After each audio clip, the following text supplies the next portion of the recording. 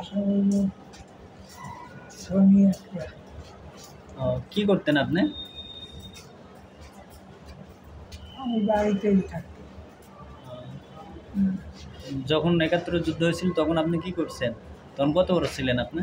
তখন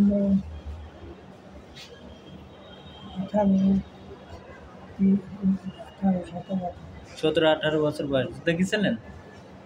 যুদ্ধ করছেন? তাহলে তো আপনি মুক্তিযোদ্ধা। মুক্তিযুদ্ধ ওই যুদ্ধ করি দেয় হ্যাঁ না পারলেও এই যে আইয়ুব খান, হ্যাঁ তারপরে ইয়া খান, হ্যাঁ তারপর শেখ মুজিব, হ্যাঁ তারপরে এই হ্যাঁ যত হ্যাঁ হরতাল মিটিং মিছিল হ্যাঁ হয়েছে না, হয়েছে। পল্টনে মিটিং হয়েছে, পল্টনে মিটিং হয়েছে, মিছিল হয়েছে। পল্টনের এদিক দিয়ে মিটিং মিছিল করে ঠইয়া পল্টনে যাইয়া ওখানে বক্তৃতা হইতো। হ্যাঁ হ্যাঁ তখন ওখানে নেতা ছিল আমার এই যে তোফায়েল আহমদ। তোফায়েল আহমেদ আপনার এলাকার নেতা?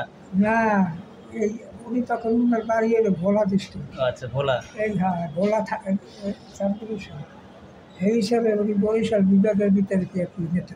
আচ্ছা আচ্ছা। তারপরে যে আসাম আব্দুল হক, হ্যাঁ হ্যাঁ আব্দুল কুদ্দুস মাখন, হ্যাঁ। শাহজাহান সিরাজ, আপনি তো অনেক নেতার নাম জানেন। তারপরে কারণ ভাষা নিকয়, হ্যাঁ এরপরে বিয়ে করেন আমাদের এই যে মুজফ্ফর হ্যাঁ কুড়িগার মাত্রা, ওনার বাড়ি ছিল ডায়মন্ড মুজফ্ফর। আচ্ছা তারপরে কত নেতার নাম কমবো, কত ওনার মনেও নেই। আচ্ছা আচ্ছা। তা ওই যে কইছি এত শোনেন। আচ্ছা আসলে ব্যাপার হয়েছে কি, আপনার একটা কথা, হ্যাঁ বলেন। এই দেশটা স্বাধীন আমাদের জন্য, হ্যাঁ, এই দেশটা স্বাধীন হয়েছে চোরের জন্য। চুরির জন্য। চোরের জন্য। আচ্ছা আচ্ছা। তাই যে যত হ্যাঁ বিপদ আপদ, যত টাকা পয়সা, হ্যাঁ যত যা কিছু পশ্চিমারা কিন্তু লুট করে না। হুম হুম এরা সে সময় কি ঘুষ আসছিল, হুম ঘুষ আসছিল কিন্তু কীরকম মনে করেন, ওই ঘুষ খাইতে, এ সময় ঘুষ খাইতেও কষ্ট আর ঘুষ দিতেও কষ্ট। হুম যদি কোনো রকম একটা আল্লাহ ছাড়া হুম আর যে খাইছে হ্যাঁ। এছাড়া হ্যাঁ আর কেউ জানে না। যদি জানতে পারতো হ্যাঁ। তাহলে আর চাকরি ওই ওই চাকরিতে আর নাই, আচ্ছা। যখন তখন বসে। হুম